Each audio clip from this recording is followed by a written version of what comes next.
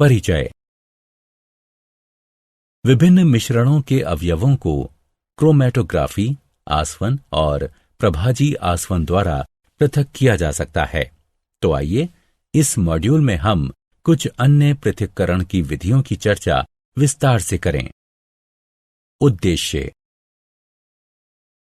इस पाठ के अंत में आप निम्न करने में सक्षम हो जाएंगे: किसी मिश्रण के अवयवों को क्रोमैटोग्राफी, आसवन और प्रभाजी आसवन द्वारा पृथक करना, वायु के अवयवों को पृथक करने की विधि के बारे में बताना, क्रिस्टलीकरण द्वारा ठोस पदार्थों के शुद्धिकरण पर चर्चा करना, शुद्ध पदार्थों को वर्गीकृत करना।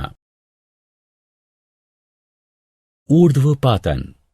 यह विधि उन मिश्रणों के पृथक्करण के लिए अपनाई जाती है जिनके अवयव जो गर्म करने पर सीधे गैस अवस्था में परिवर्तित हो जाते हैं, उनमें उपस्थित अशुद्धियों जो गर्म करने पर सीधे गैस अवस्था में परिवर्तित नहीं होते, उससे गर्म करने पर पृथक हो जाते हैं।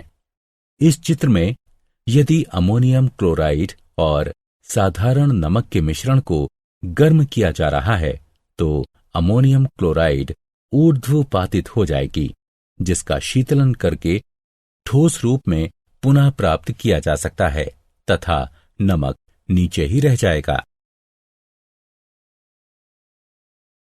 क्रोमैटोग्राफी। इस विधि द्वारा किसी द्रव से उसके रंगीन अवयवों को छानक पत्र अथवा सोखता कागज की सहायता से पृथक किया जाता है। छानक पत्र की पट्टी के एक सिरे पर स्याही की एक बूंद रखिए और वो सिरा जल से भरी एक परख नली में डालिए। स्याही 2 या 2 से अधिक रंगीन अवयवों का मिश्रण होती है।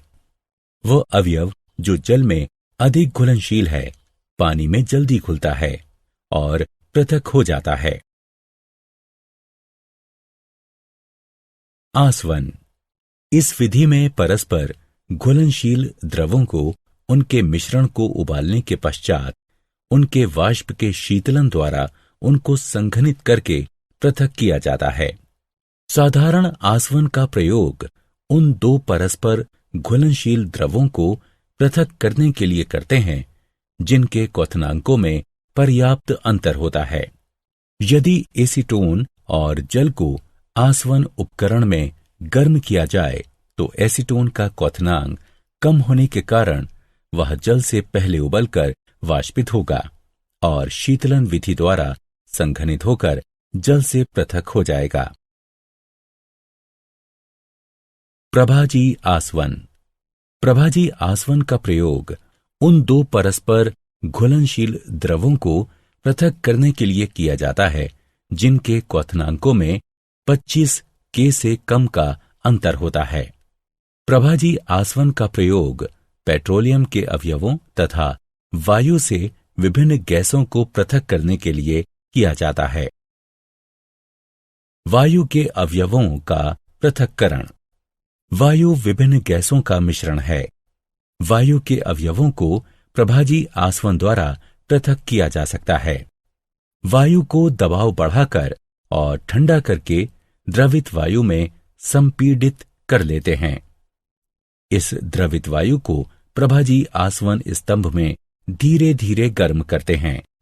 तब उसके अवयव अलग अलग ऊंचाइयों पर अपने अपने क्वथनांक के अनुसार पृथक हो जाते हैं।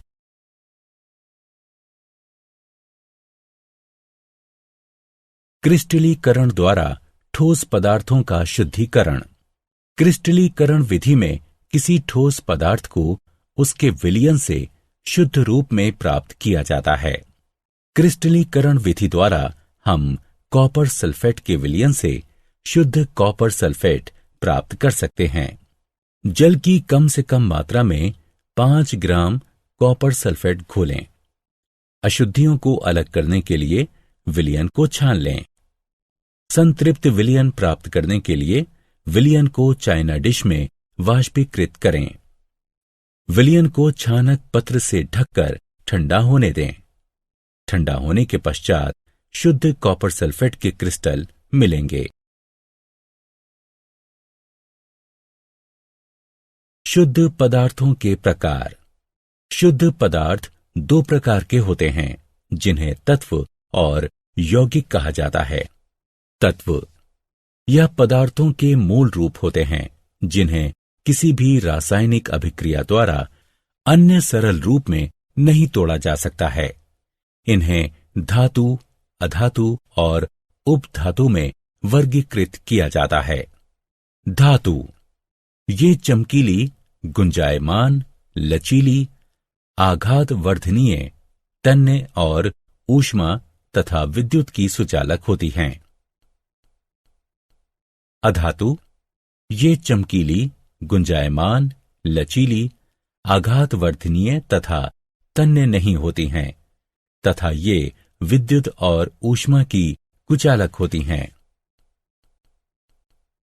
उपधातु ये वे तत्व हैं जिनमें कुछ गुण धातुओं के तथा कुछ गुण अधातुओं के होते हैं, जैसे बोरान, सिलिकॉन, जर्मेनियम इत्यादि।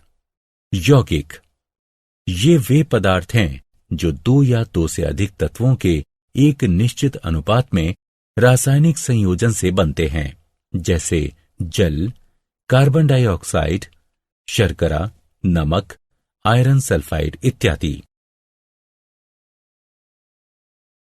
क्या आप जानते हैं तत्व की संकल्पना रॉबर्ट बॉयल 1627-1691 ने की थी।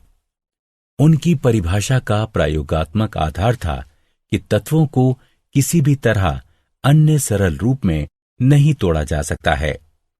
इसका तात्पर्य ये था कि सभी तत्वों की पहचान अस्थायी थी, जब तक कि बेहतर तकनीकों द्वारा यह नहीं बताया गया कि संभवतः गलती से किसी यौगिक को तत्व मान लिया गया था और किसी तत्व को यौगिक मान लिया गया था। उस समय का एक महत्वपूर्ण विचार परमाणुओं की स्थिरता का था, जिसके अनुसार कॉपर का परमाणु हमेशा कॉपर का परमाणु ही रहेगा और किसी भी प्रकार परिवर्तित नहीं होगा।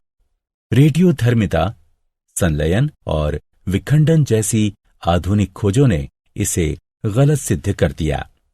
ये विषय भौतिक विज्ञान और रसायन विज्ञान के बीच के हैं और इन्हें आगे की कक्षाओं में पढ़ाया जाएगा। सारांश। आइए हमने जो कुछ सीखा है उसे संक्षेप में दोहराएं। पृथक्करण की सही तकनीक का प्रयोग करके किसी भी मिश्रण से शुद्ध पदार्थों को प्राप्त किया जा सकता है। शुद्ध पदार्थ तत्व अथवा यौगिक हो सकते हैं। तत्व पदार्थों के मूल रूप होते हैं, जिन्हें किसी भी रासायनिक अभिक्रिया द्वारा अन्य सरल रूप में नहीं तोड़ा जा सकता है।